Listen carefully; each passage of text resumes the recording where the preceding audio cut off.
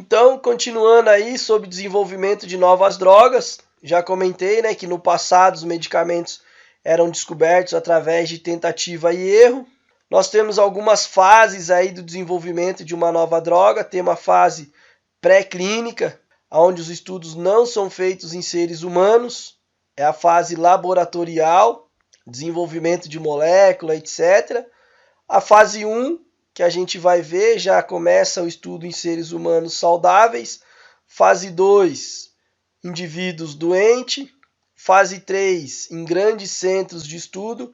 E a fase de comercialização, que seria a fase 4, aonde é liberado para a venda esse medicamento. Então, a fase pré-clínica são feitos testes aí nas plantas para desenvolvimento da molécula química, se essa molécula é estável, ela é instável, né? A molécula ela precisa ser estável, ela não pode sofrer muitas reações químicas por qualquer coisa. Se a gente desenvolve o medicamento e ele não dura os 2 anos da validade, ela precisa ser uma molécula que ela fique aquela molécula pelo tempo da validade do produto.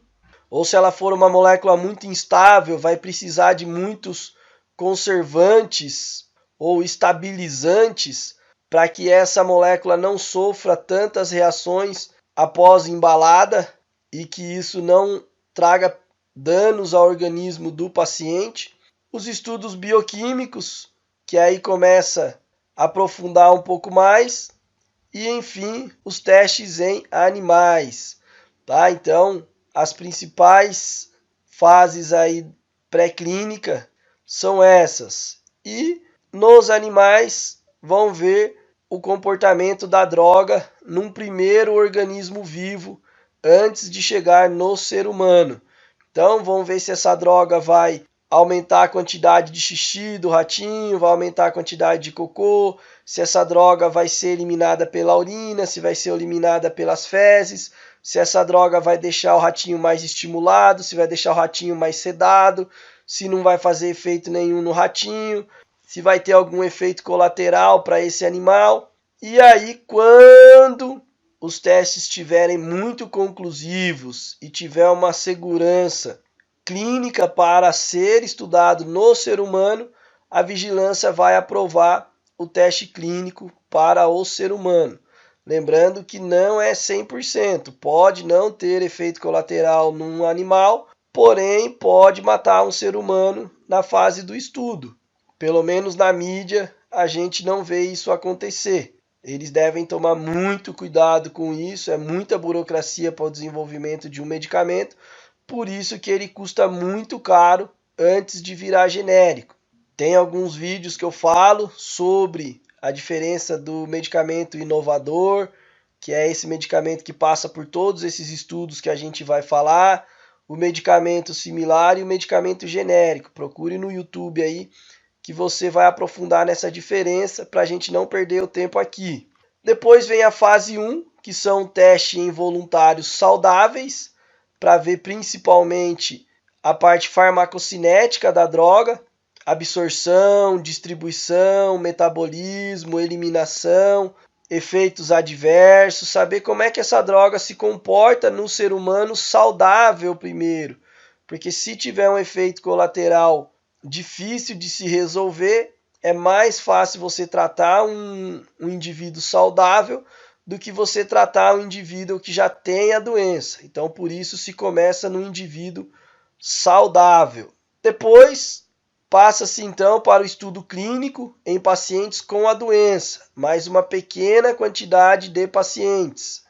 A indústria farmacêutica, ela começa em poucos pacientes para ter certeza se essa droga realmente fará o efeito desejado, se melhorar realmente a doença do paciente, se tiver alguma função que vale a pena o cliente pagar por aquela função, por aquela melhora. Ela não vai testar em muitas pessoas, se no caso de poucas pessoas a droga já se mostrar ineficaz.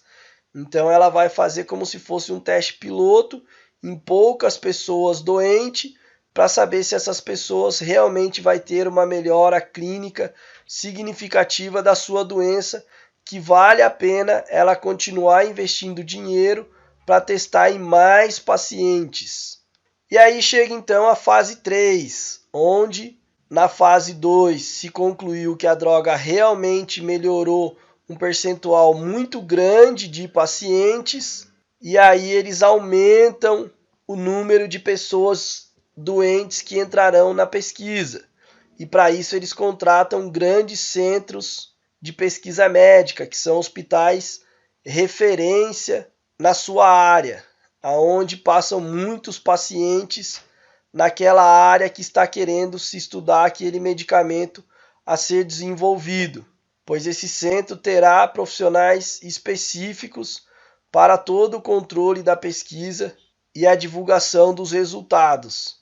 E se os resultados continuarem sendo positivos num número maior de pacientes, e quando a gente fala do número maior de pacientes, a probabilidade também de aparecer mais efeitos colaterais que não apareceram em etapas anteriores também são maiores. Então, às vezes, você detecta que o medicamento realmente melhora muitos pacientes, mas talvez nessa fase se descobre que o efeito colateral ou os efeitos colaterais são maiores do que o benefício que a droga causa no paciente.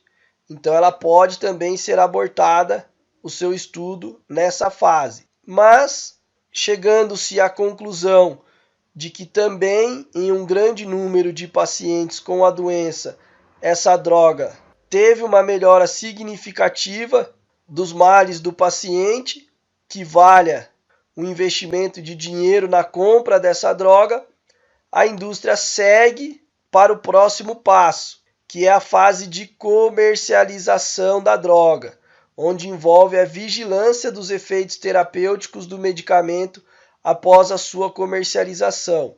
Então aqui é onde vai vender para a população, é onde vai se produzir em grande escala e é onde também acontecem o aparecimento de efeitos colaterais que não apareceram em etapas anteriores. Por isso, a Anvisa ela fica muito em cima dos medicamentos novos lançados.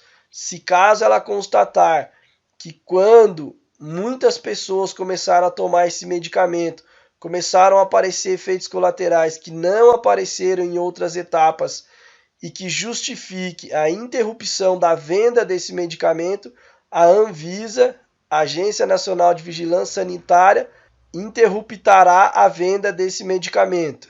Temos alguns casos, por exemplo, os medicamentos para emagrecer, anfepramona, femproporex, antigamente eram vendidos no Brasil com receita mais zero, mas ao longo do tempo a vigilância sanitária chegou à conclusão que o mal que esses medicamentos faziam para o paciente era maior do que a obesidade que eles tinham. Então, não justificava o uso desses medicamentos. O medicamento fazia mais mal do que a própria obesidade. Então, não tinha o porquê tentar tomar um medicamento para emagrecer que prejudicaria mais a saúde do que a própria obesidade. Hoje temos aí a sibutramina, que sai, não sai do mercado. Hoje, para você conseguir, você precisa, além de passar com um médico especialista na área, assinar um termo de responsabilidade e um monte de burocracia para você conseguir esse medicamento. Na Europa também já não vende mais esse produto. Um outro exemplo são os antibióticos. Os antibióticos eram vendidos somente com a apresentação da receita. Então, às vezes, você conseguia comprar o antibiótico sem a receita, pois a vigilância sanitária não tinha esse controle.